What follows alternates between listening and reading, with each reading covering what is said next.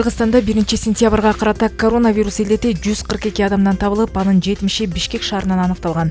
Ош шаарында 1, Чүй облусунда 18, Талас облусунда 1, Нарын облусунда 6, Ысык Көл облусунда 35, Жалал Абад облусунда 1 болсо, калган 10 Баткен облусуна таандык. Суткада 290 адам илдеттен сакайып, сутка ичинде COVID-19 илдетинен өлкө боюнча 4 бейтап каза болду.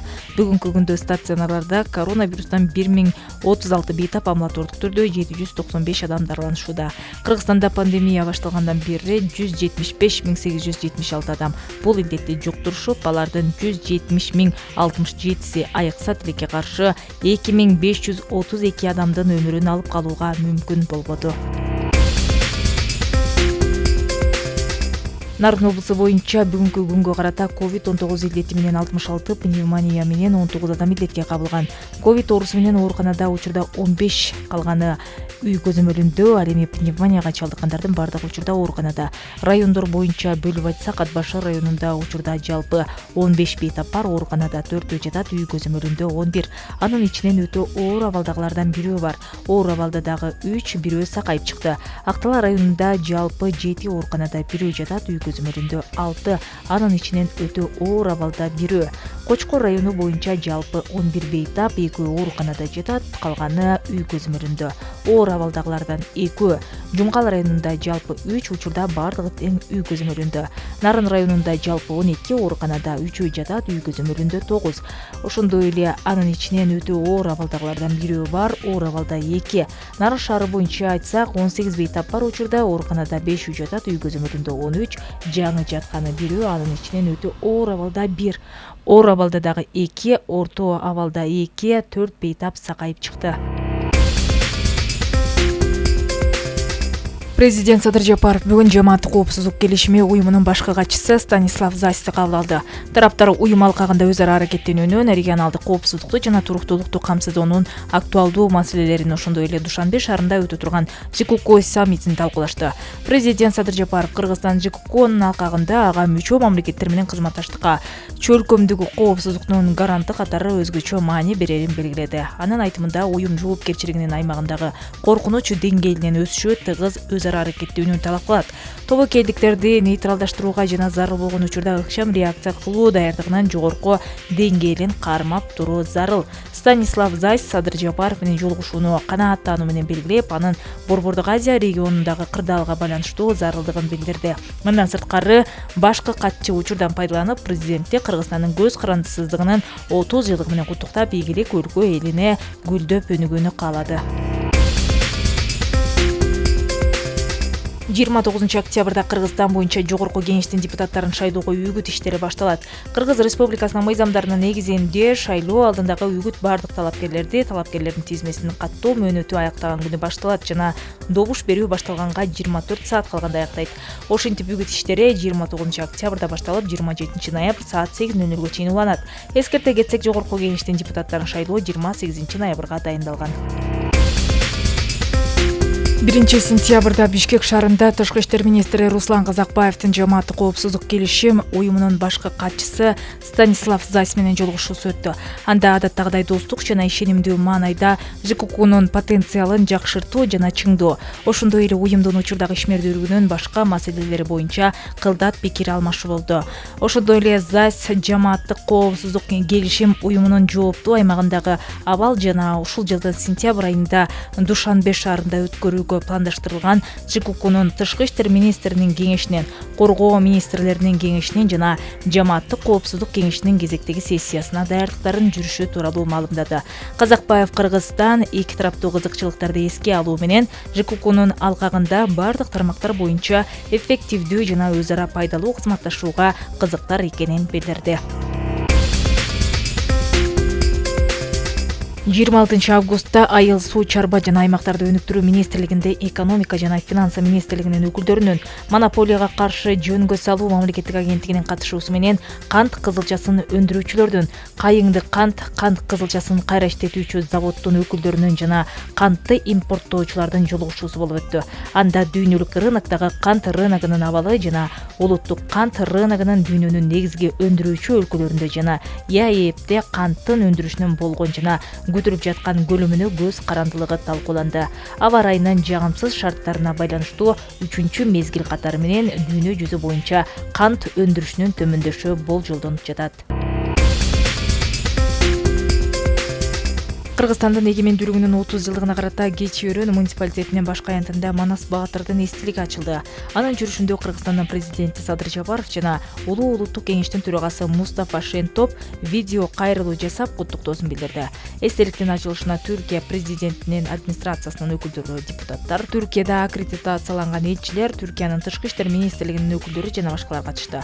Кыргыз Республикасынын Түркиядагы элчиси Кубанычбек Өмүралиев Кыргызстандын эгемендүүлүгүнүн 30 жылдыгына карата Манастын эстелигинин ачылышы символикалуу экенин айтып, бул эстелик эки элдин түбөлүк достугунун символу болуп каларына ишенерин билдирди. Ал ошондой эле 1995-жылы Манас эпосунун 1000 жылдык мааракесин белгилөө жылы деп жарыяланганын жана 2013-жылы Улуу эпостун ЮНЕСКОнун материалдык эмес маданий мурастар тизмесине киргизилгенин эске салды. Кечи-Өрөн муниципалитетинин мэри Турбут Артынок өз сөзүндө Манас эпосу элди биримдикке, бир туугандыкка жана ынтымакка чакырып, мамлекеттик башкарууну жана жалпы адамзаттык баалуулуктарды баяндаган дүйнөдөгү эң узун эпос экенин белгиледи. Нарын облусунун Актала районунун Ак Кый айылындагы Асаналы Абдраимов атындагы мектептин кошумча окуу корпусунун курулушу аяктады. Окуу объектисинин курулушу 2017-жылы башталган. Жаңы мектеп имараты 2 кабаттуу окуу корпустан, спорттук залдан жана өтмө галереядан турат.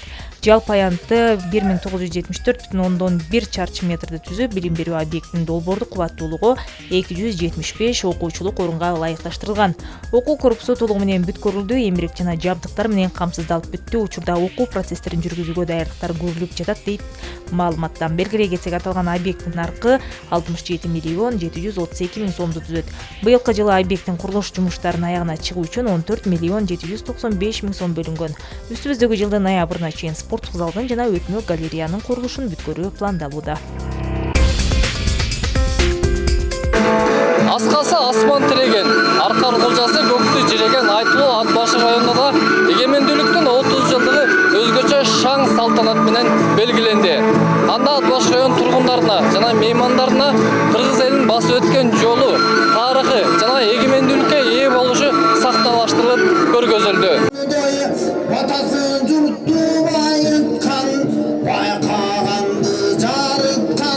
Эгемендүүлүктүн 30 жылдыгына карата уюштурулган инсценировкада кыргыз мамлекетинин түптөлүшүнүн бүтүндө карт тарыхы чагылдырылган. Анда бабалардын басып өткөн 5 тоору көргөзүлүп, майрамдык салтанатка келгендерге өзгөчө толкундоолорду тартуулады. Бул кыргыз эли тарыхы аябай бай, аябай биз улуу элбиз да. Бул кыргыз элинин канча деген нерселерди башыбыздан өткөрдүк. Мына Манас атабыздын Эне сайдан Ат Башыга, Чеш төбөгө ушул жака келгени бул өзүнчө тарих. Ошондон дагы көргөздүк. Андан сырткары элдин баары нарындан да, көлдөн дагы үркүн тарапка качкан болгон.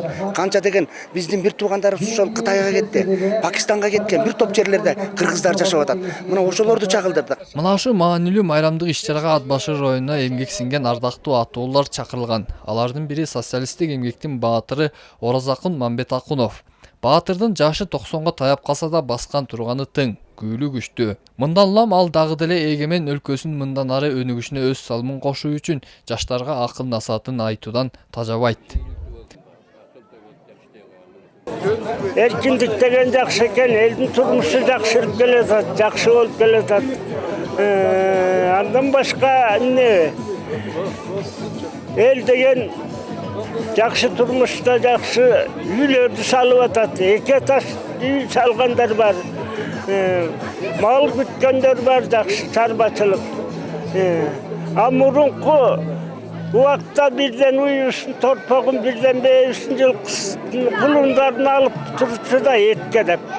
Кыргыз элинин бактысына жаралган бул күндүн тарыхына кайрыла турган болсок, мындан туура 30 жыл мурун легендарлуу парламент тарабынан дал ушул күнү өлкөбүздүн эгемендүүлүгүн жарыялаган декларация кабыл алынган. 27-синде мен айткан Шерим Кулуштун буйругу чыкты, кезексиз сессия чакырылсын деген. Анан 27-синде чыккандан кийин биз 31-inde чакырыптыр, саат 31-inde бардык. Ошондо комиссия эгемендүүлүктүн декларациясын жазып, даярдап, ар бириздин колубузга бирден карматты. Anan negizden oşo yerden karışlar boldu, talkular boldu, kişine ayrım tüzötüler girdi. Murdaki prezident Akayip başında turup koldadı, biz de koldadık bağırılıp.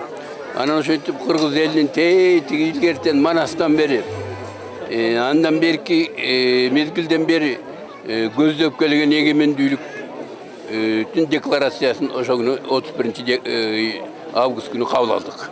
Эгемендүүлүктү сактап кармап кийинки урпактарга өткөрүп берүү үчүн ар бир атол мекенчил болуп, алына жараша өлкөбүзгө салым кошо алса, кана максат ишке ашат дешет элеттиктер. Эгемендүүлүктү аябай жакшы майранда куттуктап, мамлекеттүүлүктү жана ошондой эле келечектегиликти кармап турушубуз керек.